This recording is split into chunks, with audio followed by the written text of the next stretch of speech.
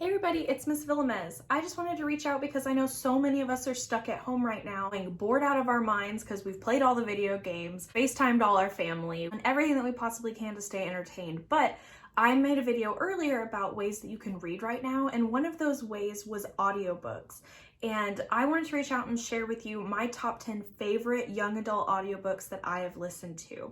I chose these because the narration and the performance that is put on and just the story itself are so good in audio format that I wanted to just share with you my top 10 favorites. And keep in mind, you can subscribe to Audible right now. I think you get a 30-day free trial. I'm sure you can find a YouTuber or a promo code where you get 30 days free and you get to check out one book. Or Audible actually has something called stories.audible.com, and they're sharing I want to say a certain set, not everything is free, but they have a certain set of books that are free, and a few of those are on my list. And then of course, obviously checking out the Montgomery County Library, that's something I strongly suggested to you guys. You can download the Libby app or the Hoopla app, and I'll write those words down below in the description so that way you're not having to decipher what I'm saying because I know they sound like nonsense. But you can download those and you can find audiobooks online there as well. Keep in mind, these are just my suggestions. I'm not saying you have to read these. I'm not saying that you'll love them. These are just the books that I have loved based on their performance and the story, and it's something I wanted to share with you since we can't have our normal book talks like we would in class. So, number one. No, I'm gonna go top 10. Number 10, The Lunar Chronicles by Marissa Meyer, specifically Cinder, the first one.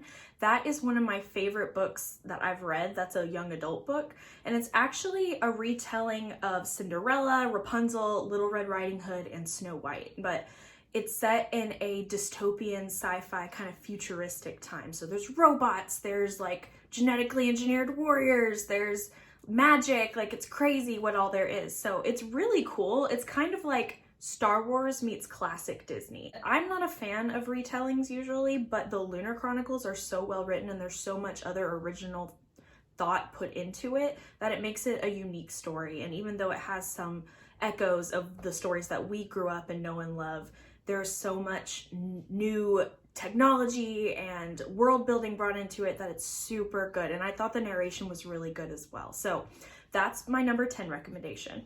Oh, I also wanted to mention there's lots of female characters in it. So if you struggle with finding like strong female character leads in books, this is a good one because each book has its own female lead that has a different personality. It totally passes the Bechdel test if you've ever heard of that. And so if that's what you're looking for, I definitely recommend The Lunar Chronicles, starting with Cinder by Marissa Meyer. Number 9, Ready Player One by Ernest Cline. So Ready Player One is also a sci-fi novel. Instead of fairy tales, it's kind of talking more about like video games and movies and a lot of 80s pop culture. And even though I didn't grow up in the 80s, I love 80s pop culture. So that is a book that I was really high on my list, and I just happened to get an audiobook version when I wanted to read it. And it's narrated by Wil Wheaton. Some of you guys might know him if you watch The Big Bang Theory. He kind of plays like a pretend version of himself, or he's also in Star Trek, or he's in Stand By Me. If you've ever seen that movie, I highly recommend that movie. It's really good.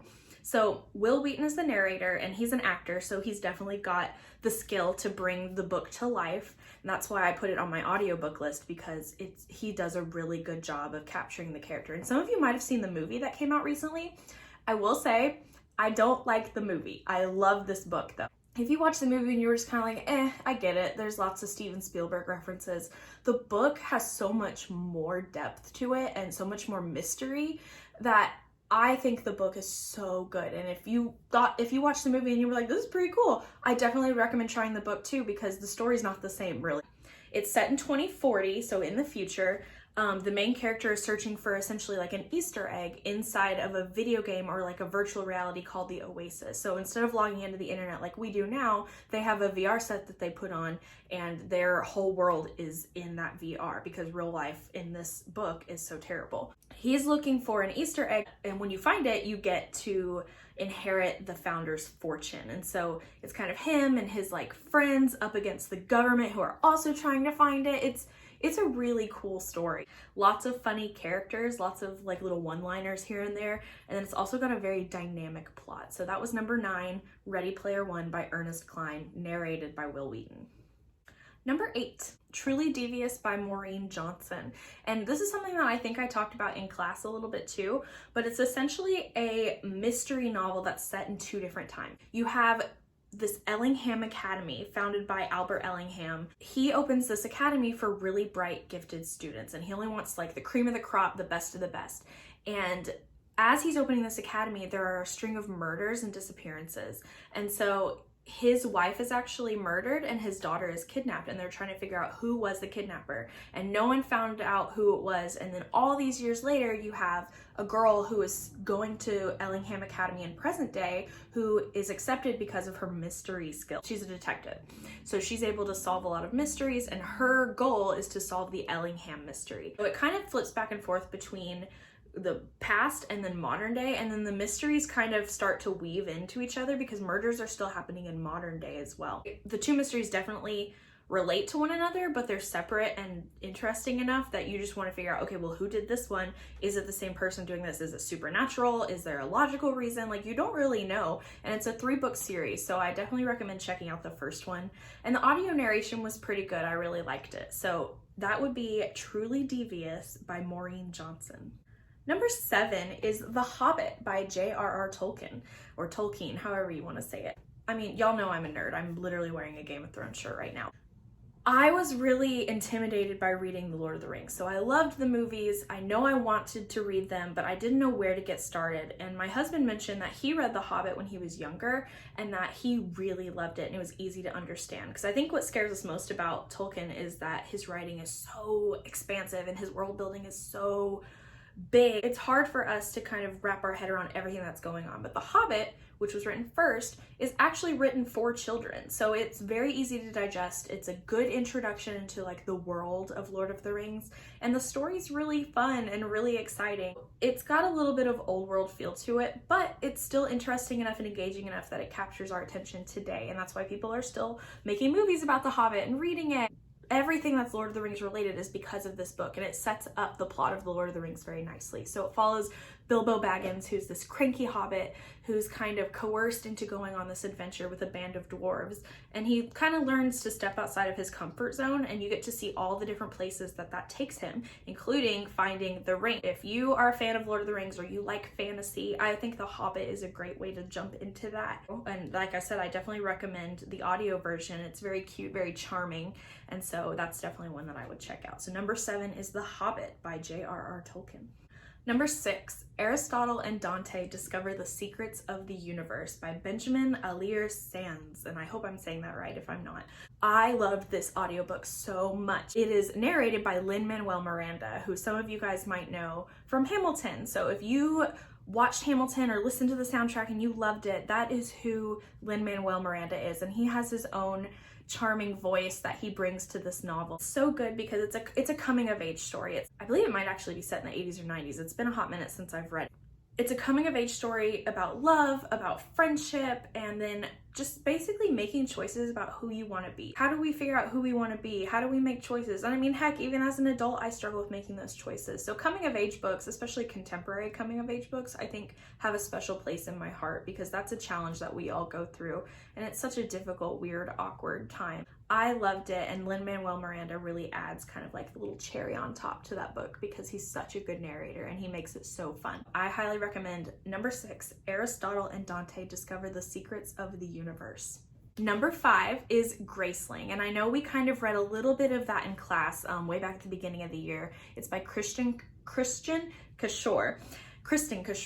I loved the audiobook so much. So I read it as a novel first, and then when I wanted to go back and reread it, I was like, well, I know I want to reread this. Let me listen to the audio. And I loved it because it was actually performed almost like a play. There was different narrators, there was music that was woven in between the chapters, and so it was so well produced. And so for those of you who might not remember, it's set in a kind of like medieval fantasy world, but there are people that are born with a grace, and so graced people have this extreme skill, and our main character Katza, she is graced with killing. So we kind of learn that she gets put in the position of being her uncle's thug. Her uncle's the king of one of the kingdoms. She has to go and kind of like beat people up and threaten them so that way the king can get what he wants, and she hates it. It like makes her miserable inside. She essentially starts like these secret missions that are like undercover under her uncle's nose, so he doesn't really know what's going on. And when she starts doing that, she kind of starts to uncover a plot about someone with a grace that actually could unravel like all 7 kingdoms, and she learns kind of the truth behind her grace, which might not be what she thought it was the whole time. So I'll read a little snippet. It says, she never expects to learn the truth behind her grace, or the terrible secret that lies hidden far away, a secret that could destroy all 7 kingdoms with words alone. It's really interesting to watch unfold, so I highly recommend. It's kind of like X-Men meets Lord of the Rings a little bit, but Graceling by Kristen Kishore is my number 5 pick. Number 4 is The Diviners by Libby Bray, and so this is a long one. So anyone who's ever read anything by Libby Bray knows that she writes thick books. They're like this chunky. It's definitely a long listen, but it's such a good, fun world. So it's set in the 1920s in New York, and it's so fun because you're hearing all this language that they used to have back then.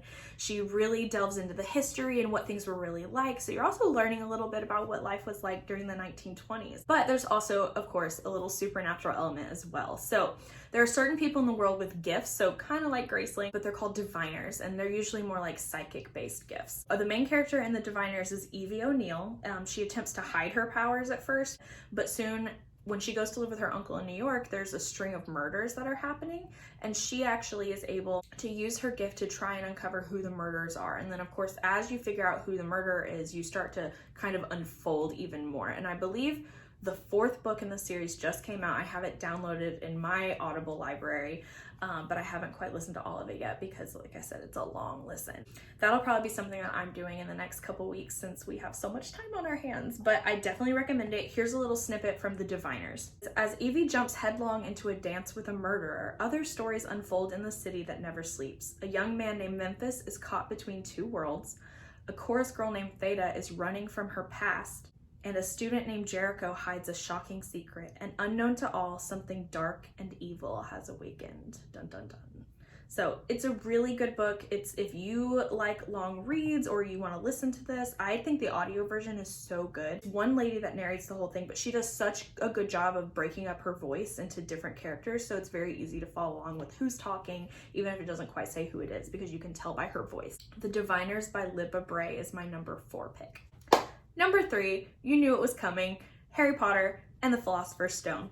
And I say philosopher, not sorcerer, because as we all know, if you're a true Harry Potter fan, the first book is actually called Philosopher's Stone in England, and they didn't believe that Americans would understand what that meant, and so they changed it to sorcerer. But Philosopher's Stone by J.K. Rowling. Right now on Audible through stories.audible.com, you can listen to this for free. So I highly recommend it, and it's the Stephen Fry version. You would probably recognize his voice. I believe he's been in the Robert Downey Jr. Sherlock Holmes series. If you played Little Big Planet growing up, he's the voice of that. So he has a very distinct voice. His voice is beautiful, and he really lends it to the story of Harry Potter, which we all know is a very magical story.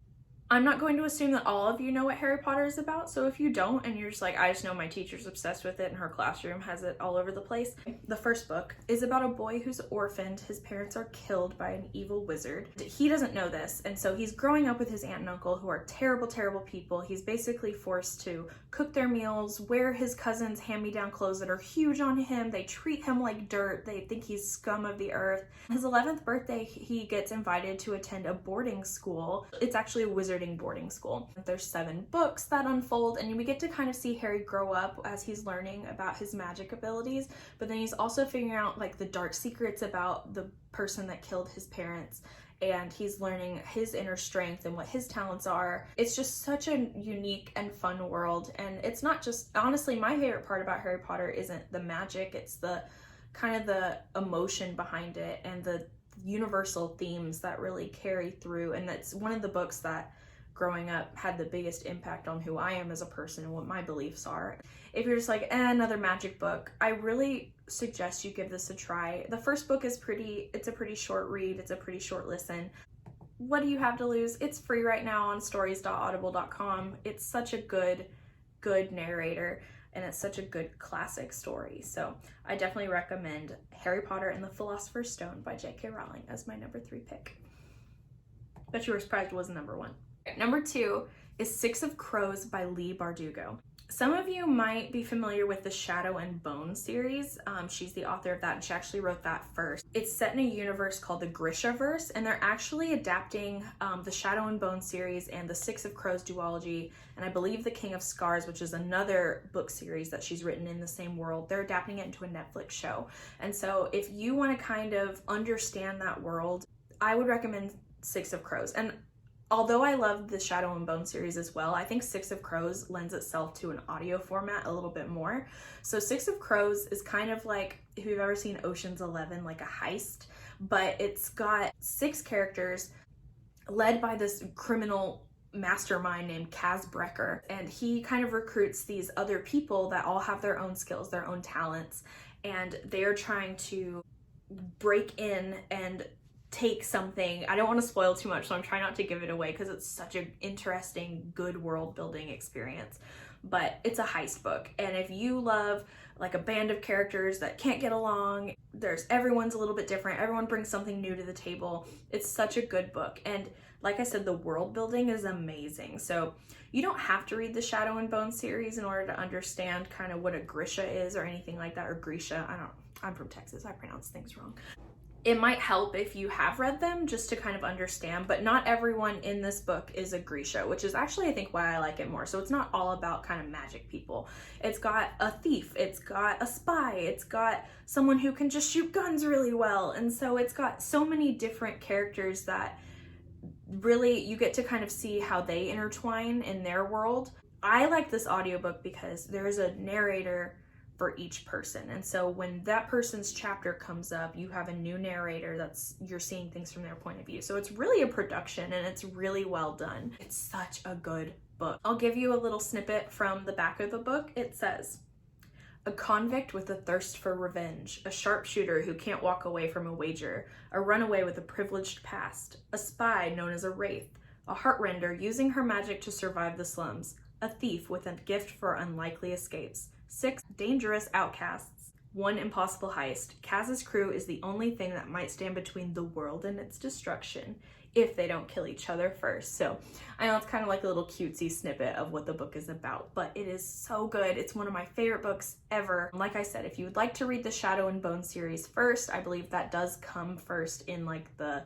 timeline of everything, but Six of Crows you can listen to and understand on your own without having read the first section. Alrighty, that was number 2, Six of Crows by Leigh Bardugo. Now we are at number 1. This is a book that is actually one that I recommend you listen to through audio rather than reading. And I know that kind of sounds crazy, but this book is so good. It is about a girl who is trying to find and take revenge for her sister's murder. And so it kind of flips back and forth between 2 perspectives. You have the perspective of a man who has started his own podcast to try and find Sadie. And then you also flip back to Sadie's perspective. So they're not 100% like lined up. There's a little bit of a time difference, but it's so interesting, and the production on this is so good. So when you're listening to the man's podcast, you actually have different voices, and it's a little bit easier to hear rather than read, like, okay, now it's this lady reading and now it's this lady, because it kind of reads like a play in the book. But when you're listening to it, you hear these voices come to life, and it sounds like they're really being interviewed about what is going on and what they've seen and what they've experienced in the wake of Sadie trying to find her sister's murderer. It's a really gut-wrenching, haunting story. And it's pretty dark, so this is not a book for everybody. And of course, like I've said with all the books that we've read or I've suggested, that's definitely a conversation I suggest you have with your family as to whether that's appropriate for you or not. But it is a young adult book. It is so good. It is so interesting. So I definitely recommend that you listen to this book rather than read it, because the production value on it is so good. So that was Sadie by Courtney Summers. Okay, so that was my top 10 list of young adult audiobooks that I have listened to and loved. I definitely would love to hear what you are reading right now. I know a lot of us are either reading regular books or audiobooks, and of course I'm always open to suggestions, especially from you guys, because I want to be able to recommend them to other students as well. So if you would like to comment down below what you're reading or something you've already read that you want to suggest to me, please do. Alrighty guys, I know this was a long video, but I was just so excited to share these with you. I love audiobooks. I think it's so cool how you're still using your literacy skills while you're listening to someone else read. So Let me know down below what you're reading. I'm also going to be putting out a podcast episode, probably back to back with this one. So you can also check out 10 podcasts that I love as well. Y'all stay safe. Thanks. Bye.